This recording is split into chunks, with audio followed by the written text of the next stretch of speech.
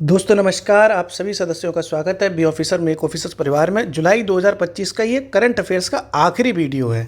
इसके बाद हमें जुलाई से और जुलाई को हमसे मुक्ति मिल जाएगी, कहानी ख़त्म हो जाएगी। बस थोड़ा सा कंटेंट है, अभी देखो हंसते मुस्कुराते हुए याद करते हैं। और प्रधानमंत्री मोदी जी अपना आनंद लेते हुए यूनाइटेड किंगडम घुमाए साहब, मालदीव्स घुमाए, धुआं मचा दिया मोदी जी ने। आजकल मज़े ले रहे हैं सब लोग जीवन में, तो मोदी जी ने सोचा चलो मैं भी घूम लेता हूँ। तो पीएम मोदी जी की यूनाइटेड किंगडम और मालदीव्स की ट्रिप हो गई साहब। मालदीव देश है, मालदीव है, शादी के बाद जाओ धुआं मचाओ अपने यहीं मचा लेते हो कमरे में बैठे बैठे मालदीव भी जाना साहब, ठीक है। तो मालदीव की और यूनाइटेड किंगडम की मोदी जी की ट्रिप है और ये घूमने गए साहब आनंद लेते हुए। तो पहले ये गए यूनाइटेड किंगडम, यूके। यूके मतलब समझते हो ब्रिटेन। यूनाइटेड किंगडम को ब्रिटेन भी कहते हैं, नहीं तुम कंफ्यूज हो जाओ कि ब्रिटेन था कि यूके था, एक ही बात है। तो यूके और ब्रिटेन का अपन समझते हैं कि यूनाइटेड किंगडम में मोदी जी ने क्या धुआं मचाया।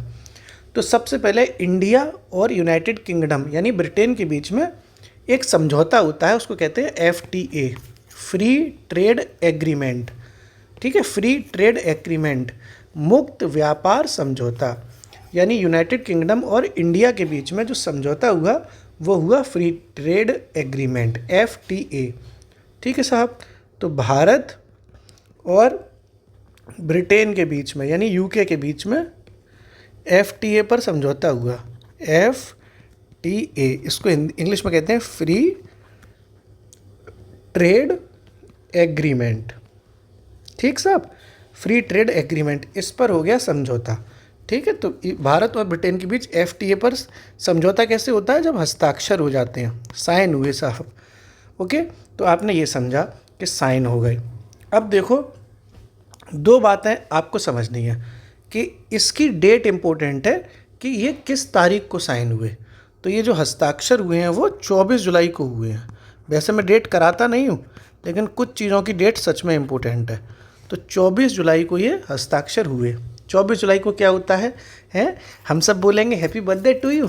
संभव भैया का हैप्पी बर्थडे है 24 जुलाई को, पता है कि नहीं पता? संभव भैया खूब मसूरी घूमने गए थे इस बार हैप्पी बर्थडे वाले दिन, हैं? वीडियो देखे थे संभव भैया के, खूब वीडियो आ रहे थे मसूरी से।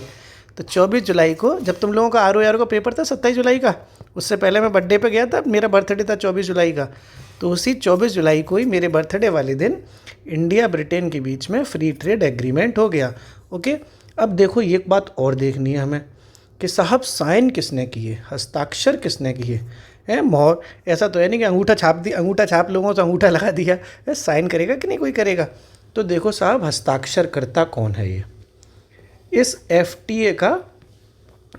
FTA पर हस्ताक्षर करता कौन है? हस्ताक्षर करता, सिग्नेचर किसके हो रहे हैं साहब? तो देखो इंडिया की तरफ से और एक यूके की तरफ से, ब्रिटेन की तरफ से अलग अलग साइन होंगे।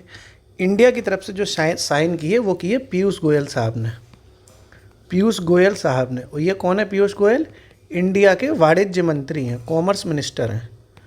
इंडिया के वाणिज्य मंत्री पीयूष गोयल साहब ने इंडिया की तरफ से साइन किए। और ब्रिटेन की तरफ से किसने साइन किए? यूके की तरफ से साइन किए जोनाथन ने, जोनाथन रेनॉल्ड्स, जोनाथन रेनॉल्ड्स नाम है इनका, जोनाथन रेनॉल्ड्स, इनने साइन किए। ये कौन है? तो ये ब्रिटेन के यानी यूके के ये ट्रेड सेक्रेटरी हैं, ट्रेड सेक्रेटरी, ओके। ये आपने पूरा समझा कि साइन किसने किए। तो इंडिया की तरफ से साइन हुए हैं पीयूष गोयल साहब के, जो वाणिज्य मंत्री हैं इंडिया के, और यूनाइटेड किंगडम की तरफ से साइन हुए हैं जोनाथन रेनॉल्ड्स के, जो यूनाइटेड किंगडम के ट्रेड सेक्रेटरी हैं, ठीक है। जोनाथन और पीयूष भैया हैं साहब, ठीक साहब, जोनाथन और पीयूष भैया। अब आप सोचोगे कि मोदी जी तो घूमने गए थे और यहाँ साइन कर दिए पीयूष गोयल ने, तो मोदी जी कहाँ गायब हो गए? तो भैया गायब कहीं नहीं हुए, मोदी जी हैं भारत के प्राइम मिनिस्टर, ठीक है। तो इंडिया के प्राइम मिनिस्टर और इंग्लैंड के प्राइम मिनिस्टर की देख रेख में, उनकी उपस्थिति में ये साइन हुए हैं। तो ये भी यहाँ पर लिखना है कि PM मोदी जो इंडिया के हो गए, ठीक है, और यूके के जो PM है, यूनाइटेड किंगडम के जो PM है, उनका नाम है कीर स्टारमर, कीर स्टारमर। जो इंग्लैंड के प्रधानमंत्री है उनका नाम है कीर स्टारमर। इनकी उपस्थिति में ये सिग्नेचर हुए हैं, इनकी उपस्थिति में क्या हुआ है, ये पूरा पूरा कारनामा देखा गया है, हुआ है। एफटीए पर साइन पीएम मोदी व यूके के प्राइम मिनिस्टर कीर स्टारमर की उपस्थिति में ये सिग्नेचर हुए हैं। इस तरीके से आपने ये पूरा समझा यूनाइटेड किंगडम की यात्रा को। लेकिन मैंने अभी अब क्या बताया था कि मालदीव भी गए हैं साहब घूमने, तो अगला अपन समझेंगे मालदीव की यात्रा। मालदीव्स की यात्रा ये भी समझ लो साहब कि मालदीव में क्या धुआं मचाया है प्रधानमंत्री जी ने। तो ये काय को गए मालदीव्स, क्या था साहब मालदीव में, कुछ तो रहा था ना। तो मालदीव में था 60वां उनका इंडिपेंडेंस डे, मालदीव का इंडिपेंडेंस डे था। तो मालदीव की स्वतंत्रता दिवस के उपलक्ष्य में गए थे ये, मालदीव के स्वतंत्रता दिवस, मालदीव की नहीं, मालदीव के इंडिपेंडेंस डे कहते हैं ना, जैसे इंडिया में इंडिपेंडेंस डे बनता है 15 अगस्त को, ऐसे ही मालदीव का स्वतंत्रता दिवस है और ये बनता है आपका 26 जुलाई को। 26 जुलाई ठीक से लिख दो, पेपर में आ गया तो फिर तुम कहोगे कि क्या लिखा था साहब। तो 26 जुलाई को जो मालदीव का स्वतंत्रता दिवस है वो मनता है। तो मालदीव के स्वतंत्रता दिवस पर ये मुख्य अतिथि बने थे, चीफ गेस्ट बने थे साहब। ओके, मुख्य अतिथि बने थे, चीफ गेस्ट बने थे। कौन कौन बने थे चीफ गेस्ट? प्रधानमंत्री मोदी। किसकी में? मालदीव की यात्रा करते वक्त 26 जुलाई को जो मालदीव का है इंडिपेंडेंस डे बन गया साहब, उसके चीफ गेस्ट कौन बने हैं? पीएम मोदी। इस तरह से आपने मोदी जी की दोनों देशों की यात्राएं समझ ली। पहले ये यूनाइटेड किंगडम गए, फिर ये बाद में मालदीव्स गए। अब अपन अगली न्यूज़ समझते हैं। अगली न्यूज़ है दोस्तों, दुनिया का सबसे बड़ा, सबसे शक्तिशाली, बड़ा नहीं, दुनिया का सबसे शक्तिशाली गैर परमाणु बम बन गया साहब। गैर परमाणु बम, अभी तक आपने परमाणु बम सुने होंगे, अब ये गैर परमाणु बम बन गया। ठीक है, तो दुनिया का सबसे शक्तिशाली, सबसे शक्तिशाली, दुनिया का सबसे शक्तिशाली गैर परमाणु बम। देखो परमाणु बम क्या होता है मालूम है?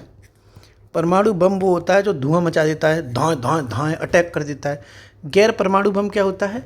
जैसे लड़की, है ना, परमाणु बम तो नहीं है, लेकिन अगर कहीं धुआं मचवाना हो भाई साहब, जहाँ कहाँ करवानी हो, आप शादी कर लो। अगर आप लड़के हो तो आपकी जो बीवी आएगी ना, वो किसी गैर परमाणु बम से कम थोड़ी होगी कि नहीं, बताओ।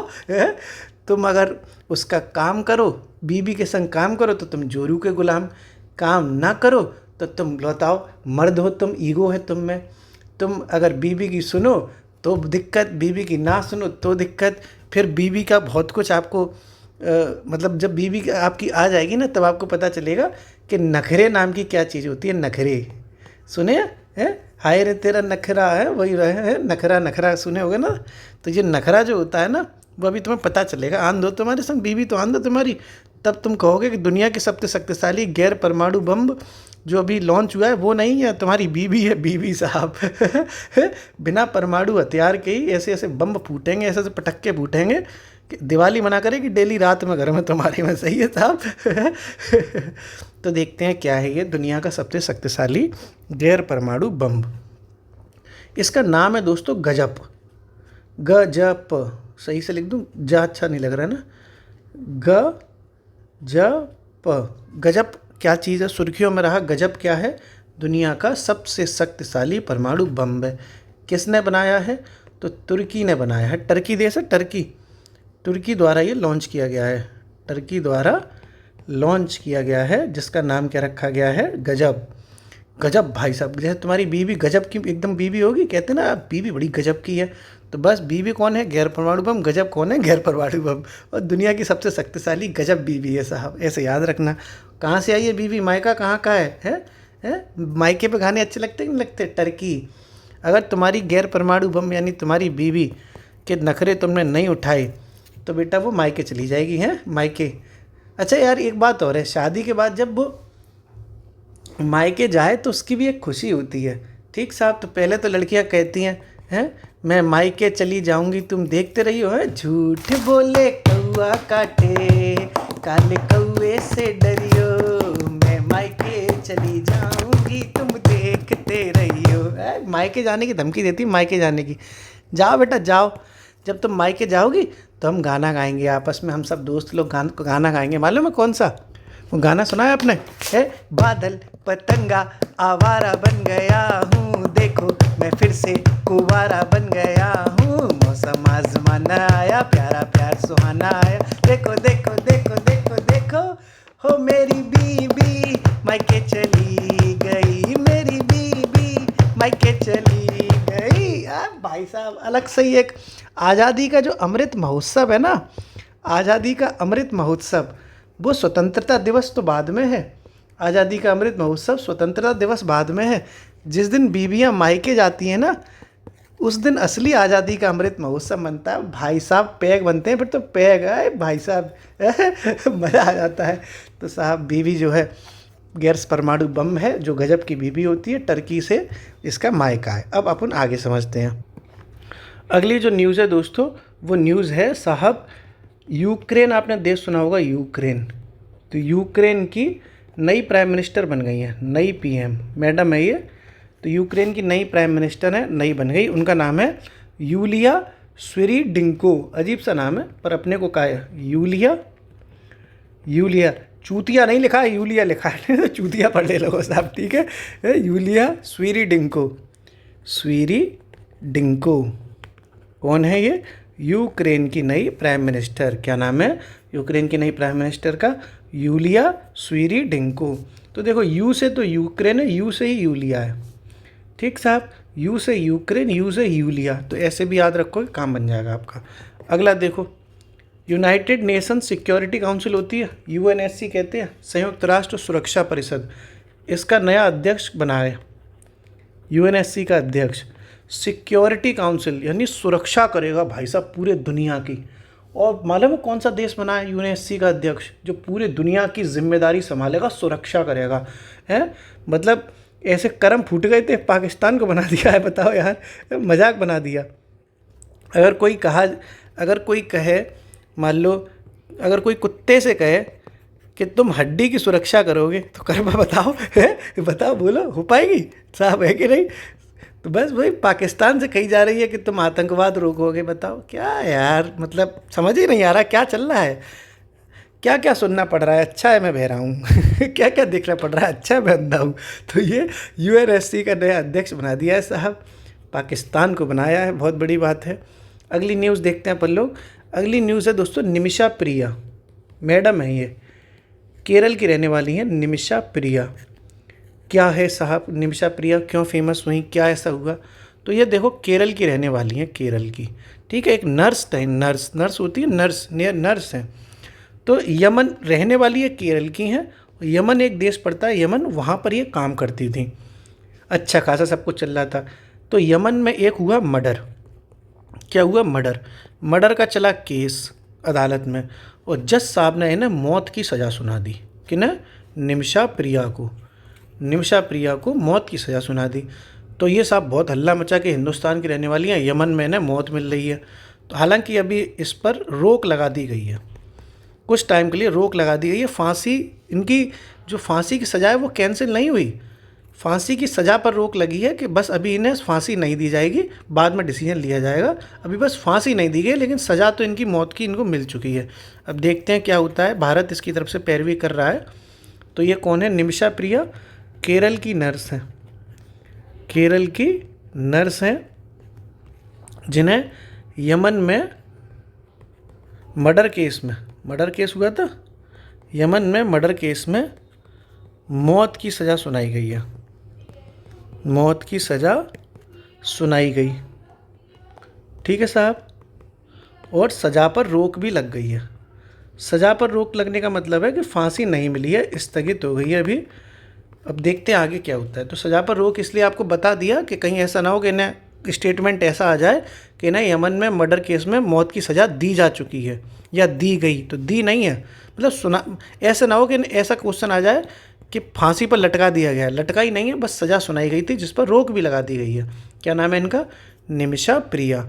अगला देखते हैं साहब, अगली न्यूज़ है वो है ब्रिक्स शिखर सम्मेलन, 17वां ब्रिक्स शिखर सम्मेलन। तो 17वां ब्रिक्स शिखर सम्मेलन अभी हाल ही में हो गया। क्या हुआ है? 17वां ब्रिक्स शिखर सम्मेलन। कौन से विक्रम का है ब्रिक्स शिखर सम्मेलन? 17वां। अब इसकी देखो तारीख इम्पोर्टेंट है, कुछ कुछ चीज़ों की आपको तारीख में बता देता हूँ। ये 6 और 7 जुलाई 2025 को हुआ है। 6 और 7 जुलाई 2025 को कहाँ हुआ है? ये हुआ है रियो डी जेनेरियो, ब्राज़ील में। रियो डी जेनेरियो जो देश पड़ता है, वो सिटी पड़ती है ब्राज़ील की, तो ब्राज़ील में हुआ है रियो डी जेनेरियो में। ठीक है, कौन से क्रम का है? 17वें क्रम का है। कब हुआ है? 6 और 7 जुलाई को। कहाँ हुआ है? ब्राज़ील के रियो डी जेनेरियो में। अब देखो साहब, इसकी थीम भी इम्पोर्टेंट है। थीम बहुत ज़रूरी है इसकी जानना। तो यार बड़ी सी थीम है, देखते हैं अपन। इसकी थीम है समावेशी एवं टिकाऊ शासन। समावेशी एवं टिकाऊ शासन। समावेशी एवं टिकाऊ शासन हेतु वैश्विक दक्षिण सहयोग। यार अजीब सी थीम है, तुम बस कीवर्ड याद कर लेना। वैश्विक दक्षिण सहयोग। वैश्विक दक्षिण सहयोग को सशक्त बनाना, ये इसकी थीम है। क्या थीम है? समावेशी एवं टिकाऊ शासन हेतु वैश्विक दक्षिण सहयोग को सशक्त बनाना। समावेशी एवं टिकाऊ शासन के लिए वैश्विक दक्षिण सहयोग को सशक्त बनाना। तो देखो, एक तो ये वैश्विक दक्षिण सहयोग, एक ये कीवर्ड है इसका, और एक ये समावेशी एवं टिकाऊ शासन। बस इतना ही है ब्रिक्स शिखर सम्मेलन की थीम के लिए। अब इसमें देखो मेंबर कंट्रीज, सदस्य देश कितने होते हैं। अब कुछ देश बढ़ गए ना ब्रिक्स में, तो अब इसके जो देश हो गए हैं दोस्तों, वो 10 हो गए हैं टोटल। अब कुल 10 देश हो गए हैं। कुल 10 देश हो चुके हैं। 10 देश हो चुके हैं ब्रिक्स में। किसमें? ब्रिक्स में। यानी पहले तो ये 5 थे जो ब्रिक्स कहते हैं। पहले ऐसे ब्रिक्स लिखा जाता था। जो पहले 5 देश थे वो कौन से थे? ब्रिक्स थे, BRICS। पहले 5 देश कौन से थे? ब्रिक्स। बी से हो गया आपका ब्राज़ील, आर से हो गया रूस, आई से हो गया इंडिया को भारत कहते हैं, सी से हो गया चाइना, और एस से हो गया साउथ अफ्रीका। ये तो 5 पहले से थे। ठीक है, अब देखो नए 5 देश बन गए हैं। कुल मिला के 10 हो गए ना। अब कुल 10 हो गए। 10 तो लिखना भूल ही गया मैं। अब कुल 10 देश हो चुके हैं। 10 तो लिखी है, भूल ही गए। अब कुल देश, अरे ससुर गड़बड़ हो गई। अब कुल 10 देश हो चुके हैं। 10 यहाँ आएगा। लो थोड़ा सा टेक्निकल हम भी सीख लेते हैं। कितने देश हो गए? 10। अब कुल 10 देश हो चुके हैं। पहले 5 देश तो ये ब्रिक्स वाले सीधे सीधे थे। नए 5 देश इसमें जुड़ गए हैं। नए 5 देश जुड़ गए हैं, तो अब इसका नाम रख गया है ब्रिक्स प्लस। इसको कहते हैं ब्रिक्स प्लस। तो कौन कौन से जुड़े हैं नए 5 देश? एक जुड़ा है मिस्र, इजिप्ट कहते हैं इसको, इजिप्ट। एक है इथियोपिया, मिस्र, और फिर अगला है इथियोपिया। फिर है ईरान, फिर है आपका इंडोनेशिया, और एक है आपका सऊदी अरब अमीरात, UAE। ये भी आपने समझ लिया। तो पहले 5 देश तो सिंपल हैं ब्रिक्स वाले, यही वाले। B से ब्राज़ील, R से रशिया, I से इंडिया, C से आपका चाइना, और S से आपका साउथ अफ्रीका। जो नए 5 देश हैं वो कौन है? एक है मिस्र, एक है इथियोपिया, एक है ईरान, एक है इंडोनेशिया, और एक है UAE। फिर से बोलो, मिस्र, इथियोपिया, ईरान, इंडोनेशिया और UAE। फिर से बोलो, मिस्र, इथियोपिया, ईरान, इंडोनेशिया और UAE। तो ऐसे 3-4 बार जब आप बोलते हो तो आपको चीज़ें याद होती हैं। अब इसमें ना आपको एक चीज़ और आपको बताएं कि ये जो 17वां ब्रिक्स शिखर सम्मेलन हुआ रियो डी जेनेरियो में, इसमें भाग लेने कौन गया? कौन भाग लेने जाएगा? मोदी जी। तो PM मोदी ने इसमें भाग लिया, इसमें पार्टिसिपेट किया PM मोदी ने। तो ये आपने पूरा का पूरा आपने समझ लिया ब्रिक्स शिखर सम्मेलन को।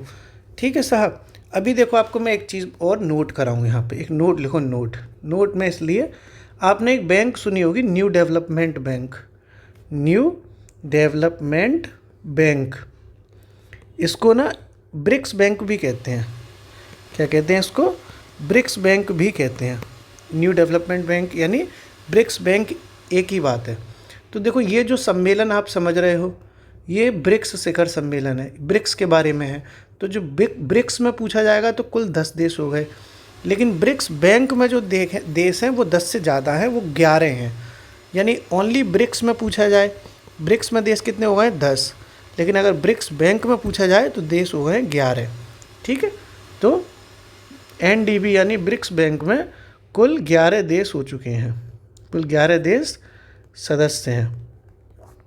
ठीक है, अभी हाल ही में 2 नए जुड़े हैं। ठीक है, इसमें भी हाल ही में 2 नए सदस्य जुड़े हैं, 2 नए देश जुड़े हैं, वो मैं आपको लिखवा दे रहा हूँ। 2 नए देश कौन से हैं? 2 नए देश कौन से जुड़े हैं? एक जुड़ा है कोलंबिया, कौन सा? कोलंबिया। और एक जुड़ा है आपका उज्बेकिस्तान, कौन सा? उज्बेकिस्तान। ये आपको पूरी कहानी आपने ब्रिक्स की समझ ली, टेंशन फ्री, कि कुल 11 देश हो गए ब्रिक्स बैंक में, जबकि अकेले ब्रिक्स में पूछा जाएगा तो 10 देश हैं। ओके, तो ये 11 देश कौन में से नए जो जुड़े हैं अभी हाल ही में, वो जुड़े हैं कोलंबिया और उज्बेकिस्तान, कोलंबिया और उज्बेकिस्तान। अगला देखो साहब, अगली न्यूज़, ये आप जुलाई की जल्दी जल्दी ख़त्म करनी है क्योंकि अब पेपर आपका नज़दीक है। मैं सोच रहा हूँ जल्दी से जल्दी आपका ये करंट अफेयर्स ख़त्म हो तो कलेश ख़त्म हो आपकी। सही है, मेरी भी कलेश ख़त्म हो, मेरी भी खोपड़ी वजन रखा है कि जल्दी जल्दी ख़त्म कराऊंगा और टेंशन ख़त्म हो जाएगी। कंटेंट मेरा पूरा आपको मिलेगा, आप चिंता मत करो। स्पीड आपकी बिल्कुल धीरे धीरे चल रही है। जल्दी जल्दी कराने का मतलब ये है कि इधर उधर की बातें कम कर रहे हैं क्योंकि पेपर आपका आ गया। हंसी मजाक बीच बीच में करते हैं दोस्तों, ऐसी बात नहीं है, लेकिन बहुत हंसी मजाक नहीं कर रहे हैं क्योंकि अभी आपका पेपर है। आपका दिमाग वैसे ही सोच रहा होगा कि जल्दी से कंटेंट मिले। तो राष्ट्रीय खेल नीति 2025 ये अभी हाल ही में लॉन्च की गई, सुर्खियों में रही क्योंकि लॉन्च की गई है राष्ट्रीय खेल नीति 2025। तो ये जो पुरानी नीति है इसको खेलो भारत नीति भी कहते हैं। खेलो भारत नीति, खेलो भारत नीति 2025 भी कहा गया है। एक ही बात है, चाहे राष्ट्रीय खेल नीति हो चाहे खेलो भारत नीति हो, एक ही चीज़ है। तो पुरानी जो पॉलिसी थी उसकी जगह पर नई पॉलिसी आई है, पुरानी पॉलिसी का इसने स्थान लिया है। तो पुरानी पॉलिसी कौन सी थी? राष्ट्रीय खेल नीति 2001 थी। राष्ट्रीय खेल नीति 2001 वाली पुरानी थी, अब ये नई आ गई है 2025 की। सन बदल दी, पुरानी पॉलिसी 2001 की थी, नई पॉलिसी 2025 की है। 2001 वाले के स्थान पर ये आई है, 2001 वाले के स्थान पर ये आई है। ओके, एक तो आपने ये समझ लिया। ये इसका जो लक्ष्य रखा गया है वो देखो, तब यही सब लक्ष्य रखे जाते हैं कि हमको वैश्विक खेल महाशक्ति बनना है। एक तो ये है कि भारत को वैश्विक खेल महाशक्ति बनाना है, वैश्विक खेल महाशक्ति बनाना है। ठीक, एक तो ये हो गया। एक ये हो गया कि 2036 में ओलंपिक करवाने का भी टारगेट है इंडिया में। 2036 में ओलंपिक कराने का भी इस नीति के तहत लक्ष्य रखा गया है। जो नई नीति आई है 2025 वाली, इसमें कहा गया है कि 2036 में भारत में ओलंपिक होने चाहिए, भारत प्रयास करेगा। ठीक साहब, ये आपने समझ लिया कि 2001 वाले की जगह 2025 की नई नीति आई है। अब आपको एक चीज़ और याद रखनी है कि इंडिया में पहली बार कोई पॉलिसी खेल की कब आई थी। तो पहली राष्ट्रीय खेल नीति कब आई थी? पहली राष्ट्रीय खेल नीति कब आई थी साहब? पहली राष्ट्रीय खेल नीति कब आई थी? तो ये आई थी 1984 में। कब आई थी? 1984 में पहली राष्ट्रीय खेल नीति आई थी। ये आपने पूरा का पूरा खेल नीति समझ लिया कि 2025 की लॉन्च की गई है, 2001 के स्थान पर आई है। भारत को 2036 में ओलंपिक करवाने का इसमें लक्ष्य है और वैश्विक खेल महाशक्ति बनाना है। और जो पहली राष्ट्रीय खेल नीति आई थी वो 1984 में आई थी। ओके, अब अपन आगे बढ़ते हैं अगली न्यूज़ पे। दो तीन न्यूज़ और रह गई हैं, सोई पूरा जुलाई ख़त्म साहब। अगली जो न्यूज़ है वो है परख रिपोर्ट, परख RS रिपोर्ट, इस नाम से आती है परख रिपोर्ट। कहीं कहीं आपको RS नहीं दिखाई देगा, सिर्फ परख लिखा होगा तो एक ही बात है। परख की जगह RS नहीं भी लिखा हो तब भी दिक्कत नहीं है, परख रिपोर्ट आ जाए या परख RS रिपोर्ट आ जाए, एक ही बात है। इसमें आपको कुछ भी नहीं देखना सुनना, बस इतना देखना है कि कौन जारी करता है। तो शिक्षा मंत्रालय के द्वारा ये रिपोर्ट जारी की जाती है, शिक्षा मंत्रालय द्वारा जारी की जाती है ये रिपोर्ट, और हर 3 साल में जारी की जाती है। बस ये 2 चीज़ समझनी है, हर 3 साल में शिक्षा मंत्रालय के द्वारा परख रिपोर्ट जारी की जाती है। इसमें शिक्षा की परख होती है कि कितने जिलों में कितने बच्चे पढ़ रहे हैं, कितना % साक्षरता है, कितना नामांकन हो रहा है। तो हर ज़िले का डेटा तो नहीं याद करना, 750 पेज की रिपोर्ट है, ये क्या मतलब है। तो बस इतना देख लो कि हाल ही में परख रिपोर्ट जारी की गई।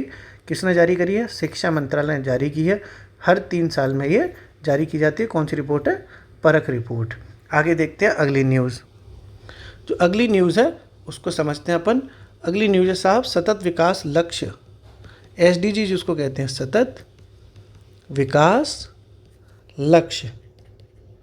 सतत विकास लक्ष्य SDG जो कहते हैं, SDG index 2025। Okay, SDG index 2025। तो ये कौन जारी करता है? जारी कौन करता है? ये जारी करता है UNSDSN द्वारा, United nation sustainable development solution network. ये मुझे लगता है कि मैं करा चुका हूँ, ये है ना, मुझे ऐसा लग रहा है। देखूँ क्या? हाँ दोस्तों, मैंने चेक किया अभी वीडियो पॉज करके, ये जून के वीडियो में आपको ये वाली रिपोर्ट करा चुका था मैं, फालतू में गलती से लिख दी। जून का वीडियो जो आप देखोगे उसमें ये आप कर चुके हैं। अब जब लिख दिए तो मैं जल्दी से बता भी देता हूँ कि इसमें जो नंबर 1 रैंक आई है वो आई है फिनलैंड की। अब जब बात हो गई तो हो गई नहीं, ये आप कर चुके हो। और जो इंडिया का हिसाब किताब रहा है, इंडिया की जो रैंक आई है वो आई है 99। कितनी? 99। और पहली बार ऐसा हुआ कि जब टॉप 100 में इंडिया आया, पहली बार टॉप 100 में इंडिया की रैंक आई है। और ये आप कर चुके हैं। और जो इंडिया का स्कोर है वो 66.95 आया है, जो ऑलमोस्ट 67 के बराबर है। तो 67 अगर कमेंट में उसमें ऑप्शन में आता है तो सही माना जाएगा। और जो लास्ट रैंक आई है वो आई है साउथ सूडान, दक्षिणी सूडान की। ठीक है, इस तरीके से ये पूरा मैंने, मतलब बात खुली गई थी तो क्या बिगाड़ता है, सब लिखवा भी दिया। इस तरीके से ये पूरे का आपने समझा ये हिसाब किताब कि जुलाई की करंट अफेयर सब इसमें फिनिश्ड हो गई, ख़त्म हो गई। ये आखिरी था। अब आप एक कमेंट बॉक्स में आंसर दो साहब। कमेंट बॉक्स में आप बताइए कि हाल ही में माझी वसुंधरा अभियान किस राज्य ने शुरू किया है? अभियान, ये अभियान शुरू किया है, कैंपेन शुरू किया है, माझी वसुंधरा अभियान किस राज्य के द्वारा शुरू किया गया है? कमेंट बॉक्स में आप बताइए। जल्दी से रिवाइज कराते हैं जाके आपका ये जुलाई का करंट अफेयर्स बिल्कुल फिनिश हो सके साहब। ठीक है, देखो साहब, PM मोदी की यूनाइटेड किंगडम और मालदीव की ये यात्रा रही।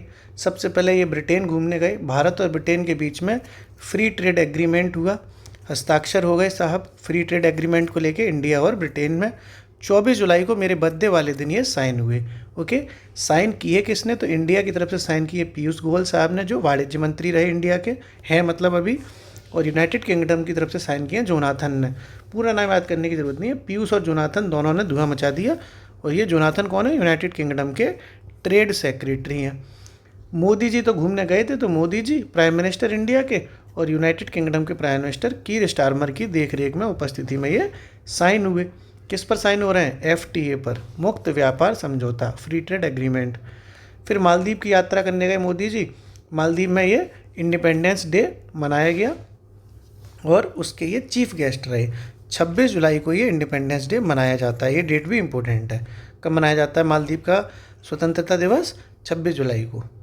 फिर सबसे शक्तिशाली गैर परमाणु बम था, तो गजब की बीवी मिली थी साहब, गजब की बीवी जो गैर परमाणु बम में, तो गजब याद हो गया।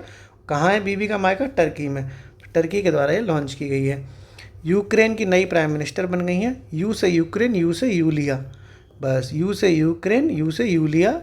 पूरा स्वीरी डिंको फिंको याद करने की जरूरत नहीं है, यूलिया से काम चल जाएगा। यूनाइटेड नेशन सिक्योरिटी काउंसिल, इसका तो हंसी आती है मुझे, ये पाकिस्तान को इसका अध्यक्ष बना दिया गया अभी हाल ही में। ठीक। निमिषा कौन है? निमिषा प्रिया, तो केरल की ये नर्स थी जो मर्डर केस में फंस गई। यमन का ये मर्डर केस था जिसमें इसे मौत की सज़ा सुनाई गई और इस पर अभी रोक भी लगाई है। क्या नाम है? निमिषा प्रिया। ब्रिक्स शिखर सम्मेलन हुआ है 17वां। कौन सा? 17वां। कब हुआ है? 6 और 7 जुलाई 2025 को। कहाँ हुआ है? ब्राज़ील में हुआ है। किस शहर में हुआ है? ब्राज़ील के रियो डी जेनेरियो में हुआ है। थीम क्या है इसकी? तो वही कीवर्ड बताया था, वैश्विक दक्षिण सहयोग याद रखो, और ये समावेशी टिकाऊ शासन। बस, तो समावेशी एवं टिकाऊ शासन के लिए वैश्विक दक्षिण सहयोग को सशक्त करना इसकी थीम है। किसकी थीम है? 17वें ब्रिक्स शिखर सम्मेलन की। ब्रिक्स में टोटल अब कितने देश हो गए हैं? 10 देश हो चुके हैं। पहले ब्रिक्स में 5 थे, ब्राज़ील, रशिया, इंडिया, चाइना और साउथ अफ्रीका, BRICS। अब ये 5 नए जुड़ गए हैं तो इसका नाम हो गया है ब्रिक्स प्लस। तो मिस्र, इथियोपिया, ईरान, इंडोनेशिया, UAE। ठीक है। ई 3 बात ई होती, अ आ उ ई है, तो ई है, तो इथियोपिया, ईरान और इंडोनेशिया। मिस्र और UAE इसमें और है। इस तरह से टोटल अब इसमें 10 देश हो गए हैं ब्रिक्स में। ओके। PM मोदी ने इसमें भाग लिया है। किसमें? ब्रिक्स शिखर सम्मेलन में 17वें में। जो ब्रिक्स बैंक होती है उसको कहते हैं new development bank. BRICS bank होती है उसको कहते हैं न्यू डेवलपमेंट बैंक। इसके 11 देश हैं इसमें, और 2 इसमें नए मतलब जो 2 कुल मतलब 11 देश हो गए हैं। तो जो 2 नए देश शामिल हुए हैं, इन्हें 10वां और 11वां जो देश है वो है कोलंबिया और उज्बेकिस्तान। कोलंबिया और उज्बेकिस्तान। राष्ट्रीय खेल नीति अभी हाल ही में लॉन्च की गई 2025 वाली। इसका खेलो भारत नीति भी नाम है। ये 2025 की नीति और इसने स्थान लिया है 2001 वाली राष्ट्रीय खेल नीति का, 2001 वाली का। और इसका टारगेट रखा गया है कि भारत में 2036 में ओलंपिक होना चाहिए। कब होना चाहिए? 2036 में। और वैश्विक खेल में भारत को महाशक्ति बनाना है। पहली बार राष्ट्रीय खेल नीति कब लाए थे? 1984 में। कब लाए थे राष्ट्रीय खेल नीति? पहली बार 1984 में। परख रिपोर्ट कौन जारी करता है? परख रिपोर्ट जारी करता है शिक्षा मंत्रालय। और कब जारी करता है? हर 3 साल में। हर 3 साल में शिक्षा मंत्रालय के द्वारा कौन सी रिपोर्ट जारी की जा रही है? परख रिपोर्ट। सतत विकास लक्ष्य SDG इंडेक्स है। ये SDG इंडेक्स ये जो होता है United nation sustainable development solution network, UNSDSN के द्वारा जारी किया गया। पहली रैंक आई फिनलैंड की, आखिरी रैंक आई है दक्षिणी सूडान की। इंडिया की रैंक आई है 99, जो कि पहली बार टॉप 100 में इंडिया आ पाया है। और स्कोर इंडिया का रहा है लगभग 67। ओके। इस तरह से आपने पूरा जुलाई ख़त्म कर लिया। कमेंट में आप बताइए कि माझी वसुंधरा अभियान किस राज्य के द्वारा शुरू किया गया है। स्माइल करो, जुलाई की कलेश ख़त्म हो गई, अब अगस्त की कलेश और झेलनी है, तो ये काम ख़त्म। शुक्रिया।